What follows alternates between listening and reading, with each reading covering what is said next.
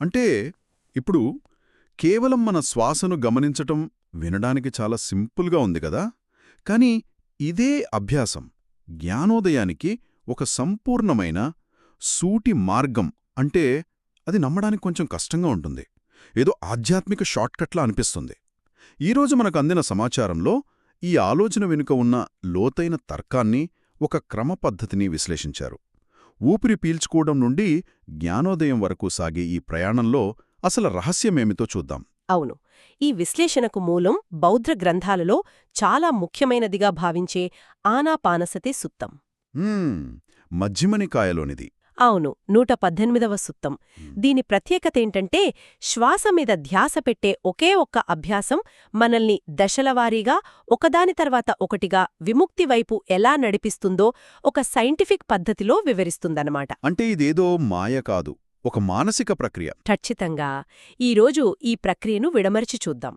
ఈ బోధన వెనుకున్న నేపథ్యం కూడా చాలా ఆసక్తికరంగా ఉంటుందనంటారు. అసలు బుద్ధుడు ఏ సందర్భంలో దీని గురించి మాట్లాడారు? కాంటెక్స్ట్ ఏమైనా మనకి హెల్ప్ చేస్తుందా? తప్పకుండా. ఆ నేపథ్యం చాలా ముఖ్యం. అప్పట్లో బుద్ధుడు శ్రావస్తి నగరంలో ఉన్నారు. ఆయన శిష్యులలో అగ్రగణ్యులైన సారిపుత్త, మహామొగ్గల్లాన వంటి వారు కొత్తగా సంఘంలో చేరిన యువ భిక్షువులకు శిక్షణ ఇస్తున్నారు. ఓకే.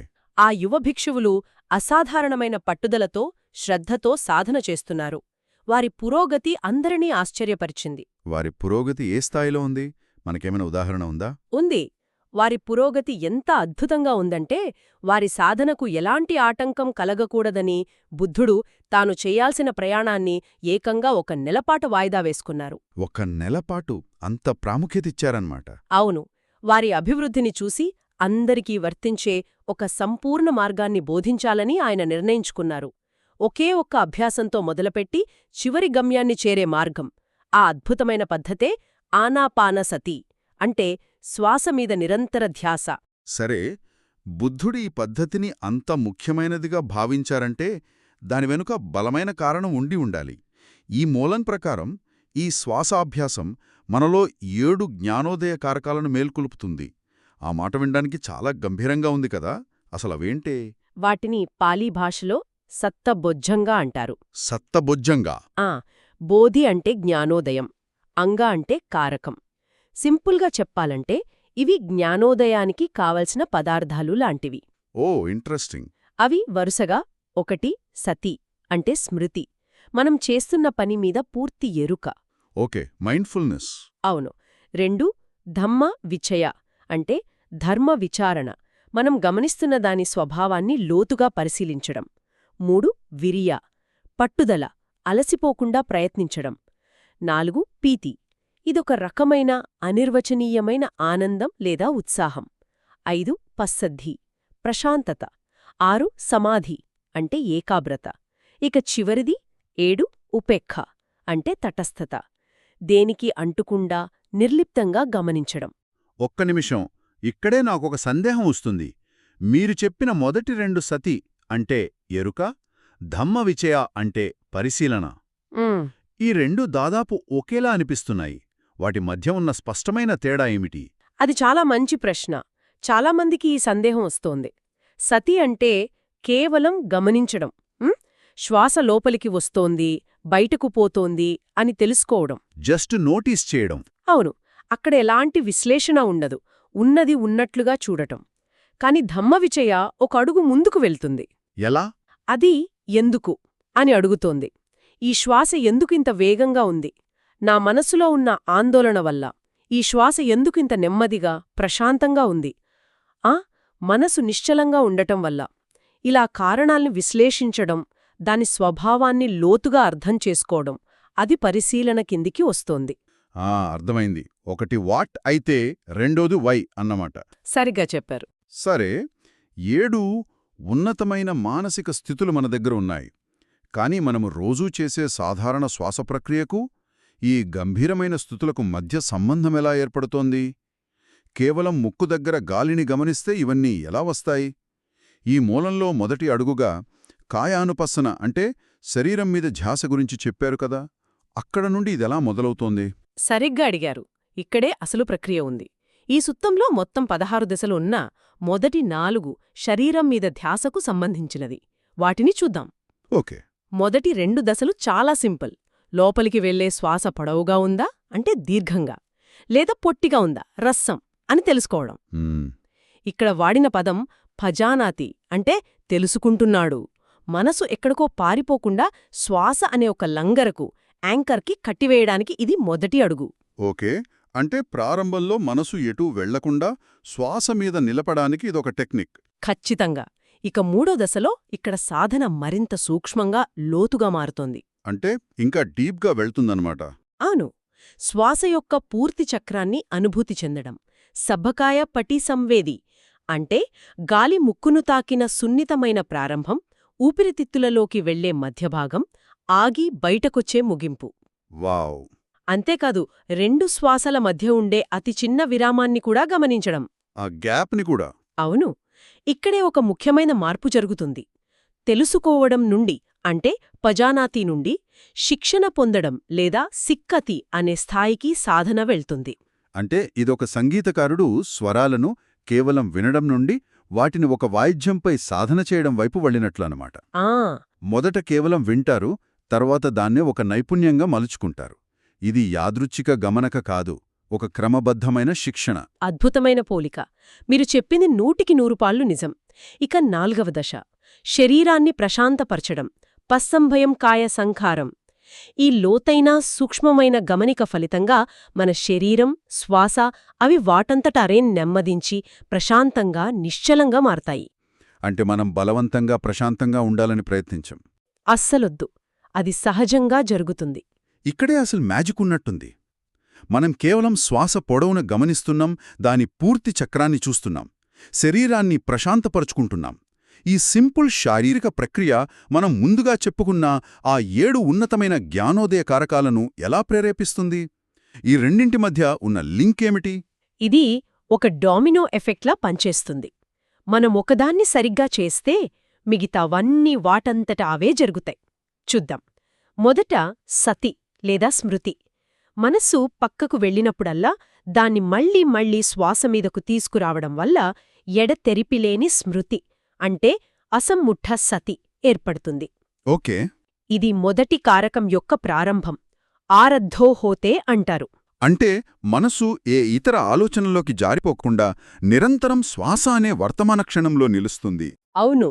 అలా మనసు స్థిరపడిన తర్వాత 2వ కారకమైన దమ్మవిచయ లేదా పరిశీలనకు అవకాశం దొరుకుతుంది. ఇప్పుడు సాధకుడు తన శ్వాసను జ్ఞానంతో అంటే పజ్జాయ పరిశీలిస్తాడు. దాని అశాశ్వత స్వభావాన్ని చూస్తాడు. ఇప్పుడున్న శ్వాస ఇంకో క్షణంలో ఉండదని గమనిస్తాడు. ఇక 3వది విరియ లేదా ప్రయత్నం. ఇది చాలా కీలకమైనది. ఎందుకంటే ధ్యానంలో కూర్చున్నప్పుడు మనకు నిద్ర రావొచ్చు, లేదా మనసు విసుగు చెందవచ్చు. అవును, చాలా కామన్ అది. ఇలా మనసు జారిపోతున్నప్పుడల్లా దాన్ని మళ్లీ పైకి లేపడానికి నిరంతర ప్రయత్నం అవసరం. ఇది అలసిపోని పట్టుదల, అస్సలీనం. మనసు నీరసపడకుండా చూసుకునే శక్తి ఇది. తర్వాత పీతి అంటే ఆనందముస్తుంది. ఇది చాలా ఆసక్తికరంగా ఉంది. కళ్ళు మూసుకుని శ్వాసను గమనిస్తూ కూర్చోవడంలో ఆనందం ఎలా వస్తుంది? ఇది వినడానికి కొంచెం వింతగా ఉంది. నిజమే. మనకు తెలిసిన ఆనందమంతా బయట వస్తువుల నుండో, ఇంద్రియాల నుండో వస్తుంది.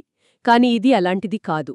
ఎప్పుడైతే మనసులోని చింతలు, ఆందోళనలు, కోరికలు వంటి మానసిక అడ్డంకులు తగ్గుతాయో, ఆ మెంటల్ నాయిస్ తగ్గినప్పుడు. ఎగ్జాక్ట్లీ. అప్పుడు ఇంద్రియాలతో సంబంధం లేని ఒక అనిర్వచనీయమైన ఆనందం, నిరామిస పీతి కలుగుతుంది. మనస్సు తనలోనే తాను సంతోషంగా ఉంటుంది. బయట నుండి దానికి ఏమీ అవసరం లేదు. ఈ ఆనందం కలిగినప్పుడు 5వ కారకమైన పస్సద్ది లేదా ప్రశాంతత వాటంతట అవే వస్తాయి. శరీరం, కాయో మరియు మనసు, చిత్తం రెండూ ప్రశాంతంగా తేలికగా మారతాయి. శ్వాసను గమనించడంలో ఆనందం వస్తుందంటే నమ్మటం కొంచెం కష్టం. మనమందరం ఆనందాన్ని బయట విషయాలలో వెతుక్కుంటాం, ఒక మంచి సినిమా, మంచి భోజనం. కానీ మనస్సు ప్రశాంతంగా ఉన్నప్పుడు ఆ ప్రశాంతతే ఒక రకమైన ఆనందమని మీరంటున్నారంతే కదా? ఖచ్చితంగా. అది ఒక లోతైన సంతృప్తి. ఆ ప్రశాంతత ఏర్పడినప్పుడు తర్వాతి దశ అయిన సమాధి లేదా ఏకాగ్రత అది సహజంగా ఏర్పడుతుంది. ఎందుకంటే ప్రశాంతమైన ఆనందకరమైన మనస్సు ఎక్కడికీ పారిపోదు. అది పూర్తిగా శ్వాసతో కలిసిపోతుంది. ఎటువంటి అంతరాయం ఉండదు. ఇక చివరిగా 7వ కారకం ఉపేక్ష లేదా తటస్థత. ఓకే. అంతా సజావుగా ఇంత అద్భుతంగా జరుగుతున్నప్పుడు ఇక సాధకుడు ఎలాంటి మార్పులు చేయాల్సిన అవసరముండదు. అతను జోక్యం చేసుకోడు. కేవలం తటస్థమైన మనసుతో జరుగుతున్నదానిని గమనిస్తూ ఉంటాడు. దాన్ని సాధుకం అజ్జుపెక్కితా హోతే అంటారు. మీరు చెప్పిన దాన్ని బట్టి నాకొక విషయం స్పష్టంగా అర్థమవుతోంది. మనం ఈ 7 గొప్ప లక్షణాలను సాధించాలని ప్రత్యేకంగా కష్టపడటం లేదు. లేదు. నేను ఏకాగ్రత సాధించాలి లేదా నేను ప్రశాంతంగా ఉండాలి అని మనం ప్రయత్నించడం లేదు. మనం చేయాల్సిందల్లా కేవలం శ్వాసను శ్రద్ధగా గమనించడం. మిగతాదంతా ఒకదాని తర్వాత ఒకటిగా దానంతటదే జరిగిపోతుంది. ఇదొక స్పిరిచువల్ ఆటోమేషన్ లాంటిది. మీరు దాన్ని పర్ఫెక్ట్గా చెప్పారు. ఆ పదం చాలా బాగుంది. Spiritual automation. సాధకుడు శ్వాస అనే సాధనంపై దృష్టి పెడతాడు. దాని ఫలితంగా మనసులో ఈ గుణాలు అభివృద్ధి చెందుతాయి. అంతేకాదు, ఈ మూలంలో ప్రతి కారకం 3 దశల్లో అభివృద్ధి చెందుతుందని కూడా చెప్పారు. 3 దశలా? అవును. అది ప్రారంభమవుతుంది. ఆరద్ధోహోతే నిరంతర అభ్యాసం ద్వారా అభివృద్ధి చెందుతుంది. భావేతి మరియు చివరికి పరిపూర్ణతను పరిపూర్యంగచ్చతి పొందుతుంది. అంటే ఒక శ్వాసను గమనించడం వల్ల కొద్దిగా స్మృతి మొదలవుతుంది. ఇంకో శ్వాసను గమనిస్తే అది ఇంకా కొంచెం అభివృద్ధి చెందుతుంది. అలా కొన్ని వందల వేల శ్వాసలను గమనించడం వల్ల అది పరిపూర్ణమవుతుంది. చుక్క చుక్క కలిసి సముద్రమైనట్లు. సరిగ్గా అదే. ప్రతి శ్వాస ఒక పెట్టుబడి లాంటిది. ప్రతి శ్వాసతో ఈ కారకాలు కొద్ది కొద్దిగా అభివృద్ధి చెంది చివరికి పరిపూర్ణతను సాధిస్తాయి. దీని మొత్తం సారాంశం ఏమిటంటే ఆనాపానసతి అనేది కేవలం ఒత్తిడి తగ్గించుకోవడానికి చేసే ఒక విశ్రాంతి పద్ధతి కాదు. ఇది ఆధ్యాత్మిక సంపదకు దారితీసే ఒక సంపూర్ణ మార్గంగా ఈ సూత్రంలో చెప్పబడింది. ఈ 7 కారకాలున్న వ్యక్తి పేదవాడు అంటే అదలిద్దో కాదని ఆధ్యాత్మికంగా అత్యంత ధనవంతుడని ఈ మూలం చెప్తోంది. అవును. వాస్తవానికి ఈ చర్చలో మనం కేవలం మొదటి పునాది అయిన శరీరం అంటే కాయానుపස්සన గురించి మాత్రమే మాట్లాడుకున్నాం. నిజమే.